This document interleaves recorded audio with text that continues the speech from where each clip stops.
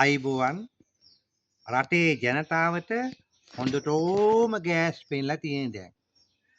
මුන් බලයට පත් කරේ ජනතාවට ගෑස් පෙන්වන්න නෙමෙයි. දැන් ගෑස් වල මුන්ගේ ගෑස් ටික දැන් ජනතාවට හොඳ ආකාරව පෙන්වනවා. ජනතාවගෙන් ඡන්දය ගත්තේ අපි ගෑස් පෙන්වන්නේ අපි ගෑස් වලට ප්‍රමුඛතාවය දෙනවා. දුන්න ප්‍රමුඛතාවය තමයි දැන් නැගලා තියෙන්නේ. 3990 ගණන් වලට තිබ්බ ගෑස් එක දැන් 4000 ගානට නැග්ගා. 700 ගානකින් ගෑස් මිල නැග්ගුවා. රෑට නගිනවා උදේට බහිනවා. රෑට නගිනවා උදේට බහිනවා. උදේට බහිනවා රෑට නගිනවා. දැන් නැග්ගා එළි වෙන විට ගෑස් මිල වැඩි කළා. නගිනවා කෙරවලක් නෑ. නැගලා කොහෙන් ගෑස් එයිද දන්නේ නැහැ. ගෑස් කෙසේ වෙතත් මුංගේ ගෑස් ටික අනිවාර්යෙන් අපිට බලන්න වෙලා තියෙන්නේ.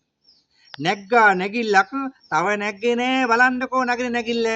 ඔය ගෑස්නේ තව ඊළඟ ඩීසල් වතු ජලය මේ ඔක්කොම සියලු දේවල් තව ටික දවසකින් ඒවත් නගිනවා මහා භාණ්ඩාගාරිකේ පුරවා ගන්නවා මිසක් ජනතාවගේ අයිතිවාසිකම් ජනතාවට සහනයක් නම් දෙන්නේ නෑ.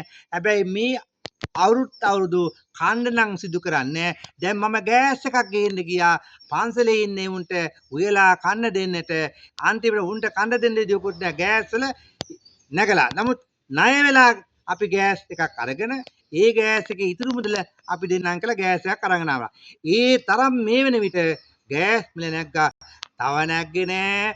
දැන් සැපත ජනතාව gediye පිටින් දුන්නේ අනේ අම්මේ ත්‍රිවී රතවල මාලි මාව රට අනුරට අපි වලපල්ලට කියලා ගැහුවා ගහිල්ලක්.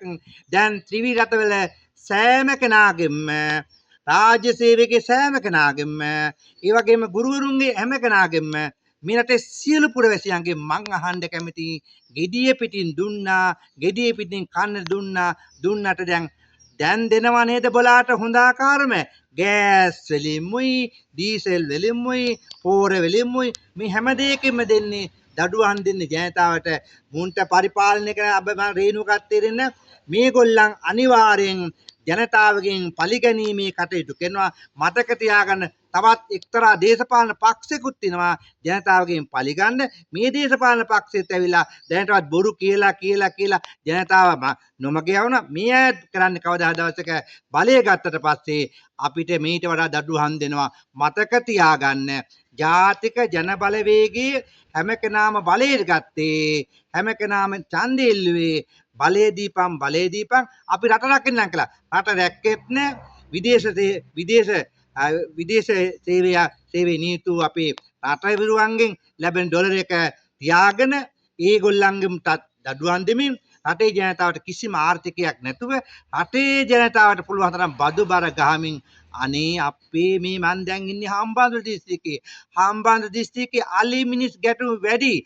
අනේ තොපි ටික පුළුවන් නම් මේ අලි මිනිස් ගැටුම් ටික නතර කරපියව. දැන් ගෑස් ගණන් ගිය හැටි ගණන් ගිලා තිනවා. අන්තිමට දරලීයෙන් උයාගෙන කන්නත් මේ අලි ඉන්නවා. ලී කෑල්ලක් කඩා ගන්න විදියක් නැහැ. දර කෑල්ලක් කඩා ගන්න විදියක් නැහැ. කොහොම ජීවත් වෙන්නේ? වඳුරෝ හැමතැනම වඳුරෝ ටිකවත් පාලනය කරගන්න බැරි වඳුරෝ ටික වත්මන් රජේ මහ වදුරෙක් ඉන්නවා. ඒ වදුරටත් මේ වදුර ටික පාලනය කරගන්න බෑ. අන්තිම වදුරන්ගේ ඔළුව කෑවා කියලා සල්ලි ගොඩක් වේදම් කරගත්තා. වේදම් කරා පමණයි මතක තියාගන්න රට හදන්න පුළුවන් එකම දේශපාලන පක්ෂය ජනසෙත පෙරමුණ ටැක්ටරේ පමණයි. නගින්න ඉන්න ටැක්ටරේට මම ආරාධනා කරන ස්තුතියි.